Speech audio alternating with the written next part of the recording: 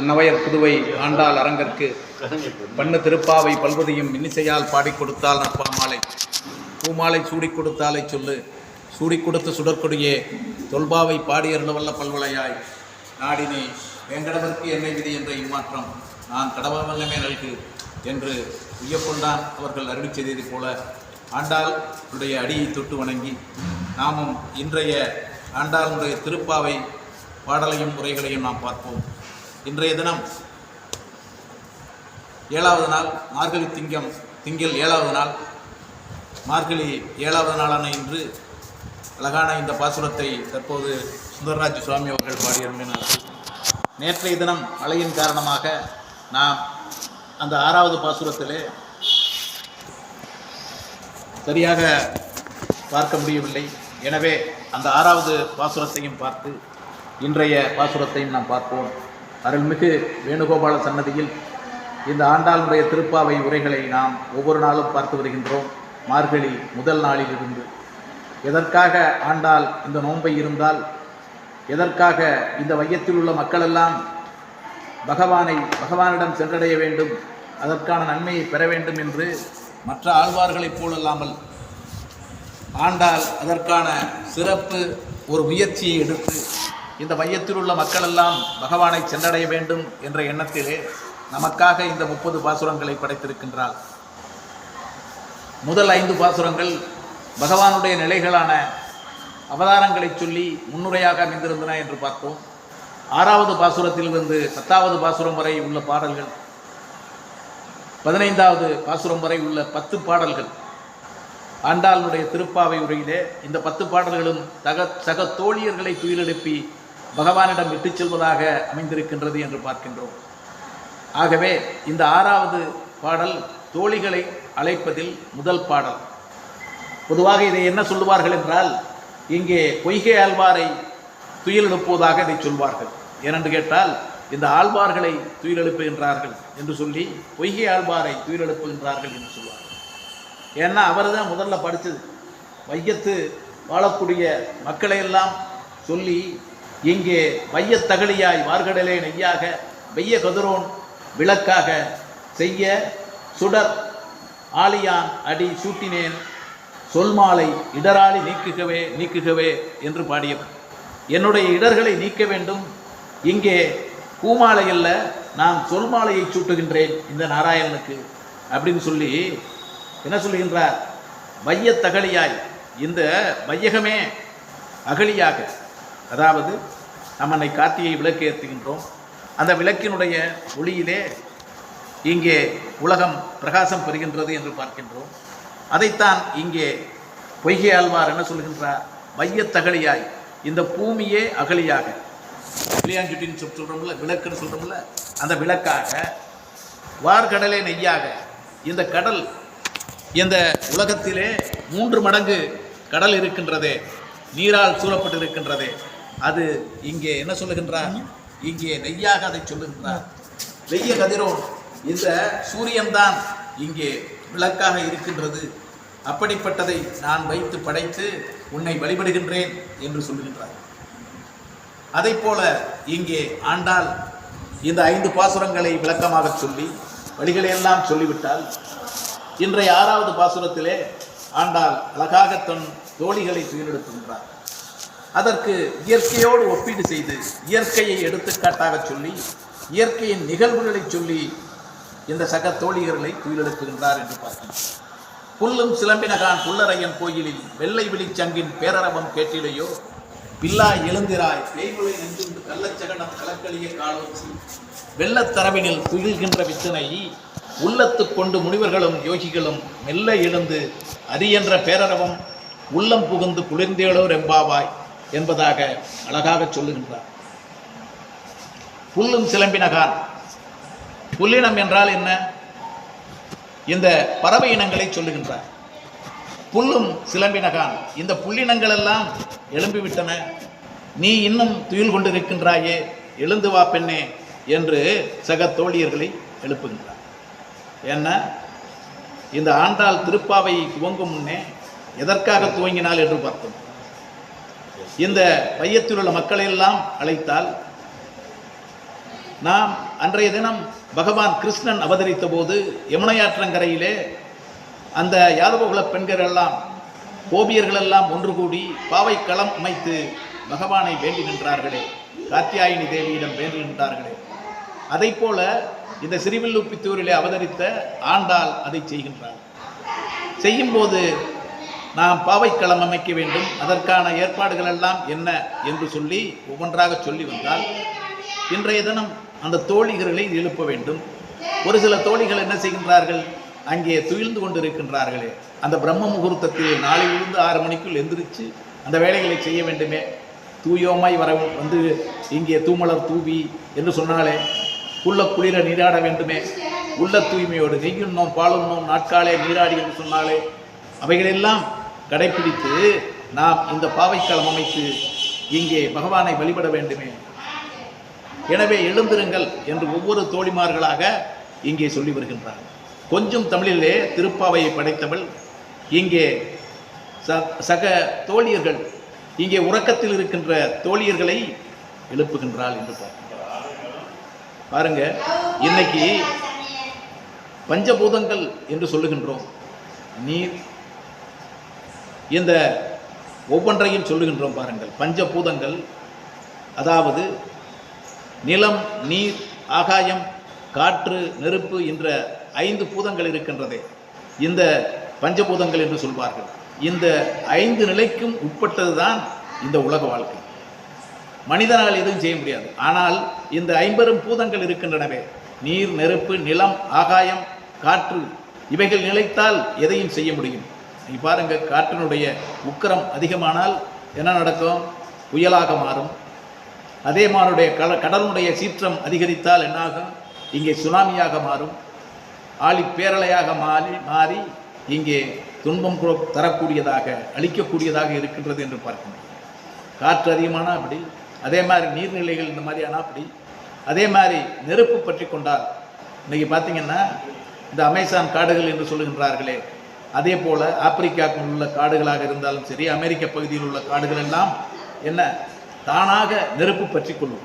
இந்த மூங்கில் மரங்கள் இருக்கின்றனவே, ஒன்றோடு ஒன்று உரைச்சி அந்த வேனற் காலத்தில், வெயில் காலத்தில் என்ன செய்யும்னா தானாக பற்றி கொள்ளும். அந்த நெருப்பு 1 நாள் 2 நாளில் அணையாது. கிட்டத்தட்ட 1 மாதங்கள் 2 மாதம் இப்படி யாராலுமே அணைக்க முடியாமல் அங்கே தகித்து கொண்டிருக்கும் என்பதை பார்க்கணும். நம்ம பார்க்குற நியூஸில் பார்க்கலாம், பேப்பரில், மற்ற நியூஸில் எல்லாம் அந்த அறிக்கைகளை பார்க்கலாம். இன்றைக்கி நெருப்பு பற்றி கொட்டுச்சு. இதை அணைப்பதற்காக பலவிதமான முயற்சிகள், ஹெலிகாப்டர்லேருந்து தண்ணியெல்லாம் ஊற்றும். அந்த மாதிரி ஊற்றினாலும் அந்த அணைக்க முடியாது. அப்படியாக இந்த 50 பூதங்கள் இருக்கின்றனவே, இந்த இயற்கை அதனுடைய இஷ்டத்துக்கு பகவான் என்ன செய்கின்றானோ அதனுடைய இஷ்டத்துக்கு தான் அது நடக்கும். மனிதனுடைய கட்டுப்பாட்டிற்கு அடங்கியதல்ல. எனவே இந்த இயற்கையோடு ஒன்றி போனால்தான் மனிதனுடைய வாழ்க்கை நன்றாக அமையும். இயற்கையோடு ஒன்றி போகவில்லை, அதற்கு எதிர்மறையாக நாம் நடந்தால் நிச்சயம் பேரழிவுதான் ஏற்படும் என்பதனை நாம் உணர வேண்டும். ஆனால் இன்றைக்கு இந்த விலங்கினங்கள், பறவை இனங்கள் இருக்கின்றனவே, அவைகளெல்லாம் இன்றும் இயற்கையோடு ஒன்றி வாழ்கின்றன. இந்த பறவைகளை எடுத்துக்கீங்க. இன்னைக்கு வனப்பகுதிகள் பெருகுவதற்கு காரணம் என்ன? வனம் நிறைந்தால்தான் இங்கே மழை பொழிய முடியும். இன்னைக்கு அரசாங்கம் அறிவிக்கின்றது, மரங்களை நடுங்கள், வனங்களை பெருக்குங்கள் என்று இவ்வளவு முயற்சி எடுக்கின்றார்கள். ஆனால் எந்தவித முயற்சியும் எடுக்காமல், யாருக்கும் கட்டுப்படாமல் அந்த வனங்களை உயர்வு செய்வதற்கு, அந்த வனங்கள் பெருகுவதற்கு மூல காரணமாக இந்த விலங்கினங்களும் பறவைகளும் இருக்கின்றன. பார்த்திங்கன்னா இந்த யானைகளாக இருந்தாலும் சரி, மற்ற மிருகங்கள், அந்த இயற்கையான உணவுகளை உண்ணக்கூடிய அந்த பச்சினிகள் இருக்கின்றனவே, இவைகளெல்லாம் என்ன செய்கின்றன? தாவர பச்சினிகள் என்று சொல்வார்கள். அவைகளெல்லாம் தாவரங்களை உண்டு மற்ற இடத்திலே கழிவுகளை போடுகின்றன. மழை நேரத்திலே அங்கே இருந்து மறுபடியும் மரம், செடி, கொடிகள் உருவாகின்றன. அதே போன்று இந்த பச்சி இனங்கள் பார்த்திங்கன்னா, இன்னை காகமாக இருந்தாலும் சரி, மற்ற பட்சிகள், அனைத்து பட்சிகளுமே இந்த இயற்கையான உணவை உண்ணக்கூடிய பட்சிகள் எல்லாம் என்ன செய்கின்றன? அதனுடைய எச்சங்களை ஆங்காங்கே இடுகின்றன. இது வனங்களிலே மரமாக பெறுகின்றது. மழை பொழிந்தவுடன் மரமாக, செடியாக, கொடியாக அடர்ந்து இங்கே இருக்கின்றன. வேற யார் நம்மளா போய் உழுது இங்கே மரங்களை காட்டுகளில் வனங்களில் நட்டான் இல்லையே. ஆனால் இந்த மிருகங்களும் அந்த பறவைகளும் அதை செய்கின்றனவே. இது யாருடைய கட்டளை? பகவானுடைய கட்டளை அல்லவா? ஆக மனிதனை விட இயற்கையோடு ஒன்றி வாழக்கூடியது இந்த பறவை இனங்களும் விலங்குகள். அதனால தான் ஆண்டாள் இந்த முதல் 6வது பாசுரம் தோழி எழுப்பும் போது இயற்கையோடு ஒன்றிய ஒன்றை சொல்ல வேண்டும் என்பதற்காக புல்லும் சிலம்பினகான் என்று சொல்லுகின்றார். இந்த பறவை இனங்கள் எல்லாம் எழுந்து விட்டனவே. இயற்கையோடு ஒன்றிய பறவைகள் என்ன செய்கின்றன? மனிதனை துயிலெழுப்புகின்றன. பார்த்திங்கன்னா நம்ம 6 மணிக்கு எந்திரிப்போம், சூரிய உதயத்துக்கு பின்னால் எந்திரிப்போம், இந்த மாதிரியான சூழ்நிலை. ஆனால் பறவை இனங்கள் அப்படி இல்லை. இரவிலே துயில்ந்து கொண்டு அமைதியாக தூங்கும். அதே போல பகலிலே மிகவும் காலை பொழுதிலே 4 மணிக்கெல்லாம் எழுந்து விடும் பறவைகள். 4 மணியிலிருந்து 6 மணி வரை இந்த பிரம்ம முகூர்த்தத்தில் பார்த்தீங்கன்னா அனைத்து பறவைகளும் அனைத்து இந்த பறக்கக்கூடிய உயிரினங்கள் அனைத்துமே எழுந்து விடும். எழுந்து தன்னுடைய உணவை தேட தன்னுடைய வேலைகளை செய்ய புறப்பட்டுவிடும். மனிதன் மாதிரி இல்லை, மனிதர்கள் மாதிரி இல்லை. பகல் முழுதும் அது இறை தேடக்கூடியதாகவும் அதற்கான வேலையை செய்யக்கூடியதாகவும் இரவு முழுவதும் ஓய்வெடுக்கக்கூடியதாக இருக்கு. நம்ம மாதிரி இந்த டே டைமில் டியூட்டி பார்க்குறது அல்லது நைட் டியூட்டி பார்க்குறது அந்த மாதிரி வேலைகள் எல்லாம் முரண்பட்ட இயற்கைக்கு மாறுபாடான. இயற்கை எதுக்கு இரவு பகல் இருக்கின்றது? இரவிலே நாம் துயில வேண்டும் என்பதற்காக, ஒரு சில விஷயங்களை செய்யக்கூடாது என்பதற்காக இரவை பகவான் படைத்திருக்கின்றார். இதை முழுமையாக கடைப்பிடிப்பது யார் என்று கேட்டால் இந்த பறவை இனங்களும் உயிரினங்களும் தான், விலங்கு இனங்களும் தான். ஆக இவைகள் இரவிலே எவ்வளவு பொருளை கொட்டி கொடுத்தாலும் அது இறை தேடாது. அதை போல தன்னுடைய சக உயிரினங்களுக்கு எந்தவித துன்பமும் இழைக்காது. மனிதனைப் போல சக உயிரினங்களுக்கு துன்பத்தை விளைக்காது. இரவு நேரத்திலே இறை தேடாது. அதே போல பகல் நேரத்திலே கடுமையாக உழைத்து அந்த வேலையை செய்யும். அதுக்கான கூடு கட்டுறதாக இருந்தாலும் சரி, இறை தேடுவதாக இருந்தாலும் சரி, அனைத்தையும் இந்த பகல் வேலையிலே செய்யும். அதைத்தான் ஆண்டாள் எடுத்துக்காட்டாக இங்கே சொல்லுகின்றார். இந்த புள்ளினங்கள் எல்லாம் எழுந்து விட்டனவே. எனவே நீ துயிலெழுந்து இங்கே வந்து இந்த பகவானுடைய வழிபாட்டை நடத்துவதற்காக எப்படி அன்று ஆயர்பாடி பெண்கள் எல்லாம் செய்தார்களோ அதையே நாமும் செய்வோம் என்று புல்லும் சிலம்பினகான் என்பதனை சொல்லுகின்றார். புல்லை துயில்ந்து கொண்டிருந்தவள் என்ன சொல்கின்றார்? பறவை இனங்களெல்லாம் கத்துறது சரிதான். எதனால கத்துச்சு தெரியுமா? நீங்களெல்லாம் இரவு முழுவதும் தூங்காமல் இந்த 5 நாளா தூக்கம் இல்லாம என்ன செஞ்சுக்கிட்டு இருக்கீங்க? இரவும் தெரியல பகலும் தெரியல. நீங்க பகவானை எண்ணிக்கொண்டே விழித்து கொண்டு இருக்கின்றீர்கள். அந்த நேரத்தில் நீங்க நடு இரவுல நடுநிசையில இன்னும் விழித்து கொண்டு இருப்பதால், உங்களுடைய பேச்சொலி கலகல என்று கேட்டுக்கொண்டிருப்பதால் அந்த பறவை இனங்களும் எழுந்து விட்டன என்று சொல்லுகின்றனர். ஆனால் அப்படி இல்லை பெண்ணே. இங்கே புல்லினங்கள் மட்டும் எழும்பவில்லை. புல்லரையன் கோயிலில் வெள்ளை விழிச்சங்கின் பேரரவம் கேட்கவில்லையா என்று 2வது உதாரணத்தை சொல்லுகின்றார். புல்லரையன் கோயில் என்றால் என்ன? புல்லிற்கெல்லாம் அரையன், ராஜா. புல்லினங்களுக்கு ராஜா. புல்லினங்கள் என்றால் பறவை. பறவை இனங்களுக்கு ராஜா யார்? கருடாழ்வான் அல்லவா? இன்னைக்கு பகவானுடைய கோயிலை பார்த்தோமானால் இந்த புல்லரையன் கோயில் என்று சொல்லக்கூடிய அந்த கருடாழ்வாருடைய சன்னதியை பார்க்கலாம். இன்னைக்கு அனைத்து கோயில்களிலும், பெருமாள் கோயில்களிலே இந்த புல்லரையன் கோயில் என்று சொல்லக்கூடிய இந்த கருடாழ்வாருடைய சன்னதி மிக பெரிதாக இருக்கும். ஸ்ரீரங்கத்தில் போய் பார்த்தீங்கன்னா இன்னைக்கு பார்த்தீங்கன்னா கிட்டத்தட்ட 20-21 அடிக்கு மேலே உயரமான கருடனை கொண்ட அங்கே கருடாழ்வார் சன்னதி இருக்கின்றது. அந்த கோயிலுக்குள்ளே உள்ளே நுழைவதற்கு முன்னாலே இங்கே கருடனை வழிபட்டு செல்ல வேண்டும். ஏன்னா என்றைக்குமே நாம் இன்னைக்கு சாதாரணமாக ஒரு கலெக்டரை பார்க்க போகிறதுனா அங்கே உள்ள டபாலியா அல்லது அனுமதி பெற்று பிஏவை பார்த்து அனுமதி பெற்று உள்ளே செல்கின்றோம் அல்லவா? அதைத்தானே பகவானுக்கும் இருக்க வேண்டும். அப்படித்தான் இங்கே பகவானை வழிபடச் செல்லுவதற்கு முன்னால் இங்கே புல்லரையனான இந்த கருடாழ்வானிடம் அனுமதி பெற்று அங்கே துவாரபாலகரிடம் அனுமதி பெற்று உள்ளே செல்ல வேண்டும். ஆக முதலில் கருடாழ்வானை துயிலெழுப்புகின்றார். யாரெல்லாம் துயிலெழுப்புகின்றார்கள்? அந்த கோயிலுக்கு சேவை செய்கின்றவர்கள் இருக்கின்றார்களே, பகவானை வழிபடச் செல்லுகின்றவர்கள் அங்கே சங்கங்களை எடுத்து சங்கநாதம் செய்கின்றார்.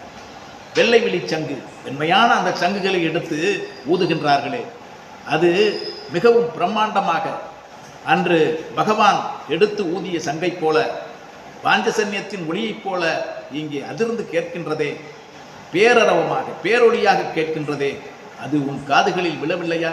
பெண்ணே, நீ எழுந்திரு என்று அழகாக சொல்லுகின்றார்.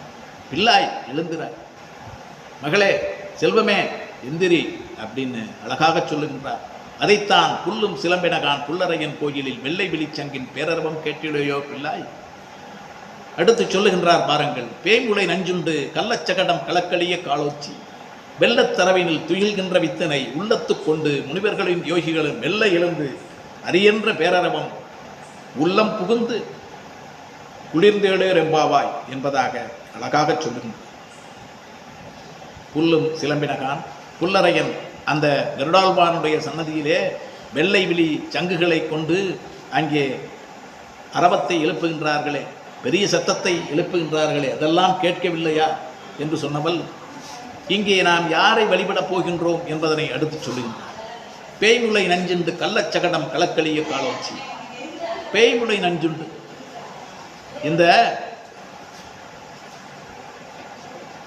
பகவான் கிருஷ்ணன் அங்கே யமுனையாற்றங்கரையிலே அவதாரம் எடுத்தபோது இங்கே கம்சன் என்ன செய்கின்றான்?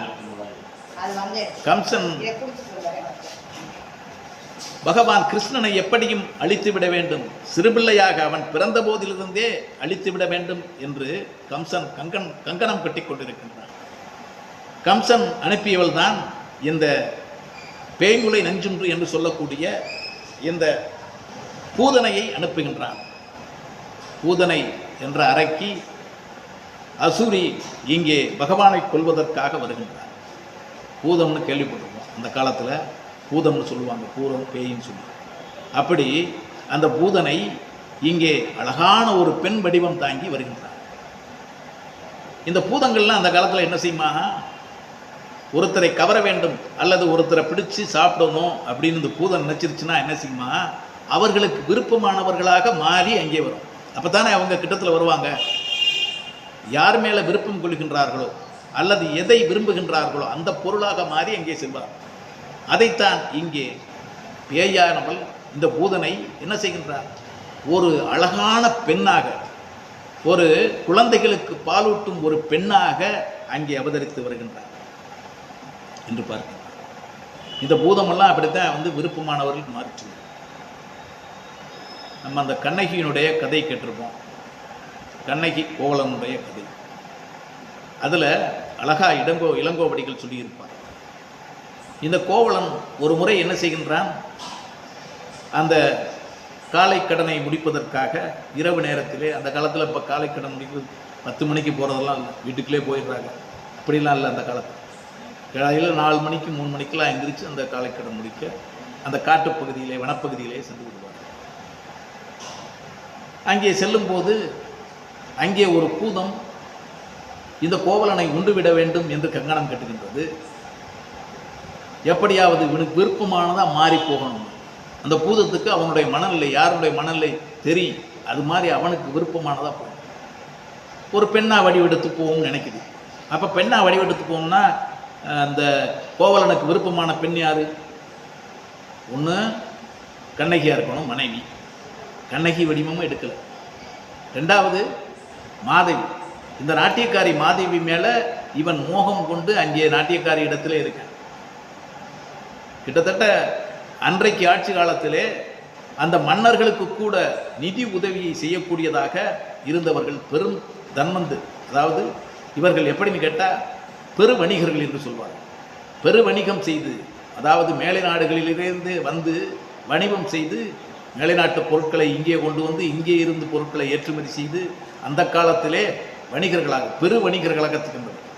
ஒரு பாண்டிய மன்னன் இருக்கக்கூடிய செல்வத்தை விட அவனுக்கு அதிகமான செல்வங்கள் இருந்தது. ஒரு மன்னனுக்கு கூட நிதி உதவிகளை செய்யக்கூடியவனாக, அவ்வளவு பெரிய தனவானாக பிறந்தவன் தான் கோவலன். ஆனால் இந்த ஆகாத காரியத்தினால், அவனுடைய மனநிலை மாற்றத்தினாலே அனைத்து பொருள்களையும் இழந்து இங்கே பாண்டிய மாநாட்டிலே மதுரையிலே வந்து அவன் சாகக்கூடிய சூழ்நிலை ஏற்படுகின்றது என்று பார்க்க. அப்போ பாருங்க, அந்த கோவலன் ஒன்று இந்த பூதம் கோவலனில் முன்ன வர்ற பூதம் ஒன்று கண்ணகியாக மாறணும், இல்லை மாதவியாக மாறணும். ஆனால் இரண்டுமாக மாறவில்லை. வயந்த மாலை என்று சொல்லக்கூடிய இந்த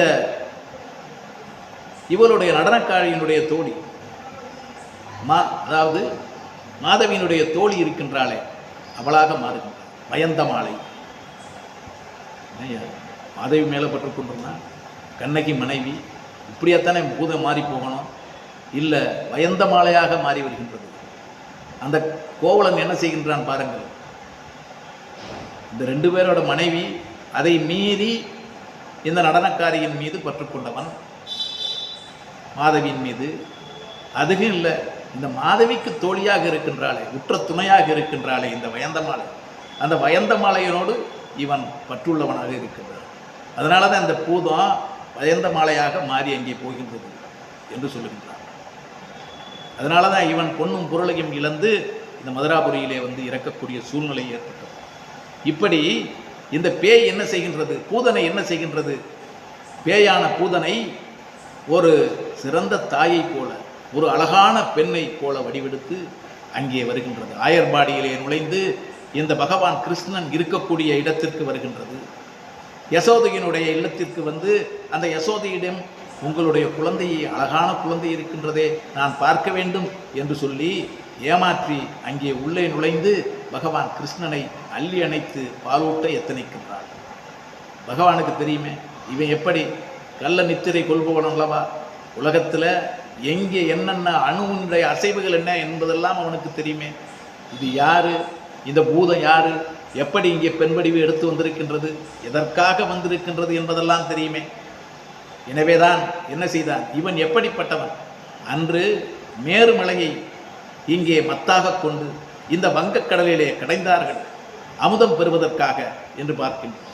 ஆமை வடிவினிலே அந்த மத்தாக இருந்த மேருமலையை சுமந்தவன் அல்லவா. இந்த கலசத்தில் பெறக்கூடிய அமுதம் வருவதற்கு முன்னாலே என்ன வந்தது, அந்த வாசிகி என்ற பாம்பை ஒருபுறம் இங்கே அசுரர்களும் ஒருபுறம் தேவர்களும் தாங்கி இங்கே இழுத்தார்களே, கயிறை கடைவதை போல் கடைந்தெடுத்தார்களே. அப்போது இந்த அமுதம் வருவதற்கு முன்னாலே என்ன வந்தது, விஷம் வந்ததல்லவா.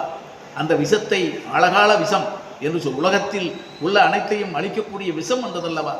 அந்த விஷத்தை யார் எடுத்து உண்டது, சிவபெருமான் எடுத்து உண்டு அங்கே தன்னை நீலகண்டனாக மாற்றிக்கொண்டான் அல்லவா. நீலகண்டன் என்ற பெயர் எதற்காக வந்தது, அந்த விஷத்தை உண்டு தன்னுடைய தொண்டைக்குழியிலே நிறுத்தியதால் நீலகண்டன் என்று சொல்லி. இன்றைக்கும் பார்த்தீங்கன்னா சிவனுடைய கழுத்து நீல நிறத்திலே இருக்கு. பகவான் கிருஷ்ணன் மாதிரி கருப்பு இல்லை, நீல நிறம் இல்லாத சிவன் முழுமையாக நெருப்பின் நிறம் கொண்டவன் என்று சொல்வார்கள். அப்படி அவன் தொண்டை மட்டும் என்னாச்சு, இந்த விஷத்தை உண்டதால் அங்கே நிறுத்தி கொண்டதால் நீலகண்டன் என்ற பெயரை பெற்றார். அப்படியாக பகவான் கிருஷ்ணனுக்கு தெரியுமே இவள் பூதனை எதற்காக இங்கே பெண் வடிவம் எடுத்து வந்திருக்கின்றாள் என்பது தெரியுமே. எப்படி அங்கே அந்த விஷத்தை கடைந்து எடுத்து அதை வெளியேற்றுவதற்கு உதவியாக இருந்தான் அந்த பகவான் அல்லவா பகவான் கிருஷ்ணன். இங்கே என்ன செய்கின்றான், இந்த விஷப்பாலை கொடுக்க வந்த இந்த பூதனையினுடைய அனைத்து பாலை கொடுக்கும்போது அவளுடைய பாலை உறிஞ்சி எடுத்து அதோடு அவளுடைய இரத்தம் உயிரையே உறிஞ்சி எடுக்கின்றான் என்று பார்க்கின்றோம். அப்படி இந்த பூதனையை கொள்கின்றான். பகவான் சிறுபிள்ளையாக இருக்கும்போதே பூதனையை வதம் செய்கின்றான்.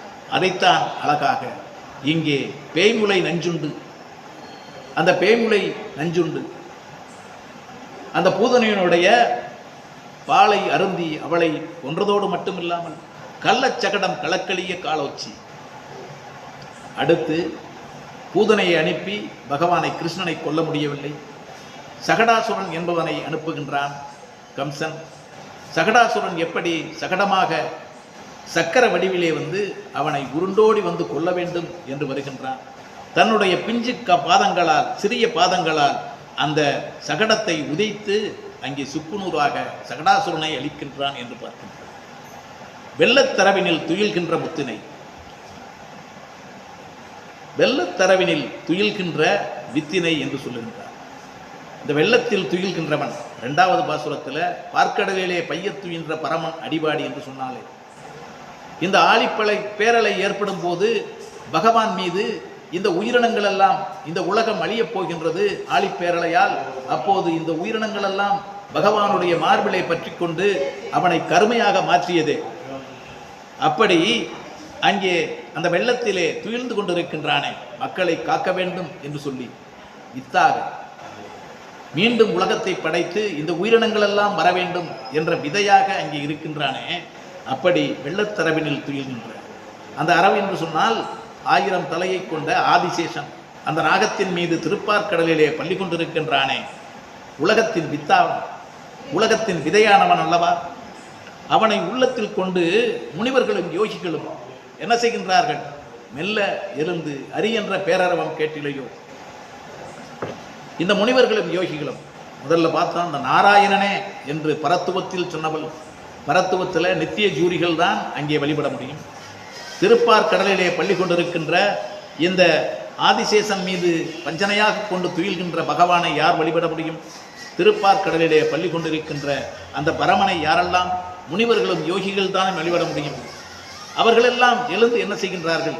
இந்த யோகிகளும் முனிவர்களும் எழுந்து பகவானை வழிபட வருகின்றார்கள். உள்ளத்தில் கொண்டு, உள்ளம் ஒன்று வெளி ஒன்று அவர்களெல்லாம் செய்பவர்கள் அல்ல, முனிவர்களும் யோகிகளும். அதைத்தான் முதல்ல ஆண்டாள் சொல்லியிருக்கார், நாம் உள்ளம் உரை செயல் அனைத்தும் ஒன்றாக இருக்க வேண்டும். இங்கே தூமலர் தூவி வாயினால் பாடி மனதினால் சிந்திக்க என்று சொன்னார். அது மாதிரி அதில் மாற்றம் எதுக்குமே இருக்கக்கூடாது. அதனால தான் இங்கே என்ன செய்கின்றார்கள்? இந்த முனிவர்களும் யோகிகளும் வெள்ள எழுந்து அரி என்ற பேரரவத்தை செய்கின்றார்களே. அரி என்று சொன்னால் அனைத்தும் தீர்ந்துவிடும், அனைத்து துன்பங்களும் தீயிலிட்ட தூசாக மாறிவிடும், அனைத்து துன்பங்களும் மாறிவிடும். எனவே அரி என்ற சொல்லிற்கு அவ்வளவு மகத்துவம் இருக்கின்றது. இந்த 1000 பகவானுடைய நாமங்கள் இருக்கின்றனவே.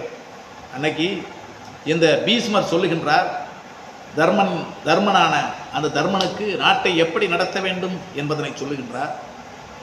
தான் இறக்கும் தருவாயிலே அந்த மலர் படுக்கையாக அந்த அம்புகளின் மீது படுத்திருக்கின்றார். அம்புகளை மலர் படுக்கையாக கொண்டு வேதனையோடு படுத்திருக்கின்றார் பீஷ்மர். எப்போது இந்த மகாபாரத யுத்தம் நடந்தபோது, பீஷ்மர் கொல்லப்படும் போது அவர் நினைத்த நேரத்தில் தான் அவருடைய உயிர் பிரிய முடியும் என்பதால் இங்கே அவர் இந்த படுக்கையிலே இந்த அம்புகளுடைய படுக்கையாக கொண்டு அவர் இருக்கின்றார். அப்போது கிருஷ்ணனுடைய வேண்டுதலின்படி இந்த பஞ்சபாண்டவர்களுடைய மூத்தவனான இந்த யதுஷ்டன் என்று சொல்லக்கூடிய தர்மனுக்கு இந்த சேவைகளை செய்கின்றார். எப்படி நீ எப்படி உயிராள இந்த நாட்டை ஆள வேண்டும், என்னென்ன செய்ய வேண்டும் என்று சொல்லுகின்றார். எப்படி வரி விதிப்பு இருக்க வேண்டும் என்றெல்லாம் அழகாக சொல்லுவார். அதே போல இந்த 1000 நாமங்களை சொல்லுகின்றார். பகவானுடைய நாமங்கள் என்ன?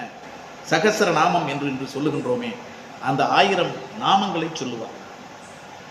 இதிலே இந்த ஹரி என்ற நாமம் இருக்கின்றதே, அனைத்து துன்பங்களும் நெருப்பிலிட்ட தூசை போல பறந்துவிடும். அன்னைக்கு பார்க்கும்போது இந்த மகாபலி சக்கரவர்த்தியினுடைய ஓங்கி உலகளந்த உத்தமன் பேர்பாடி என்று பார்க்கும்போது மகாபலி சக்கரவர்த்தியினுடைய அந்த நிகழ்வை பார்த்தோம். மகாபலி சக்கரவர்த்தி அவருடைய இல்லால் 20, மனைவிகள் 20. அந்த மனைவிகள் 20க்கும் இந்த மகாபலிக்கு புரியும் முன்னே வந்தது ஸ்ரீமன் நாராயணன் என்று தெரிந்துவிட்டது. அவர்கள் உள்ளம் அனைத்தும் என்ன செய்கின்றன? ஹரி ஹரி ஹரி ஹரி என்று சொல்லுகின்றன. எனவேதான் அந்த ஹரி என்ற சொன்ன அவருடைய வார்த்தை இந்த மகாபலி சக்கரவர்த்தியோட அவர்களுடைய மனைவியான இல்லாள்கள் 20ஐயுமே அந்த பாதாள லோகத்திற்கு அழைத்து செல்லுகின்றது. இந்த ஹரி என்ற இந்த நாமத்தினுடைய பலனாக அவர்கள் பயனாக அங்கே முக்தி பெறுகின்றார்கள் என்று பார்த்தோம். ஆக இந்த முனிவர்களும் யோகிகளும் வெள்ளத்தில் துயில்கின்ற, வெள்ளத்தரவினில் துயில்கின்ற அந்த வித்தான பகவானை உள்ளத்தில் கொண்டு முனிவர்களும் யோகிகளும் மெல்ல எழுந்து இந்த ஹரி என்ற பேரரவம் செல்லுகின்றார்களே, அது ஒருவேளை உன்னுடைய உள்ளத்தில் புகுந்து இங்கே குளிர்ந்து நீ சிறப்பாக இருக்கின்றாயோ என்று சொல்வதாக, உள்ளம் புகுந்து குளிர்ந்தேளோ ரெம்பாவாய் என்று அழகாக இந்த பாசுரத்தை 6வது பாசுரத்தை முடிக்கின்றாள் என்று பார்க்கிறோம். இன்றைய பாசுரம் இந்த 7வது பாசுரம். அதை தொடர்ந்து இந்த பறவைகளை சொல்வதாகத்தான் இந்த பாசுரமும் அமைந்திருக்கின்றது. கீசு கீசென்றங்கும் ஆனைச்சாத்தான் கலந்து பேசின பேச்சரவம் கேட்டிலையோ பேய்ப்பண்ணே காசும் பிறப்பும் கலகலப்ப கைபேர்த்து வாசன் அருங்குழல் ஆட்சியர் மத்தினால் ஓசைப்படுத்த தைரரவம் கேட்டிலையோ நாயக பெண்பில்லாய் நாராயணன் மூர்த்தி கேசவனை பாடவும் நீ கேட்டே கிடத்தியோ தேசமுடையாய் திரவேளே ரெம்பாவாய் என்பதாக அழகாக சொல்லுகின்றாள். இந்த 6வது பாடிலே புல்லும் சிலம்பினகான், இந்த உயிரினங்கள் எல்லாம் பறவையினங்கள் எல்லாம் எழுந்து விட்டனவே என்று சொன்னவள் இங்கே கீசு கீசென்று ஆனைச்சாத்தான் கலந்து பேசின பேச்சரவம் கேட்கவில்லையா என்று சொல்லுகின்றார்.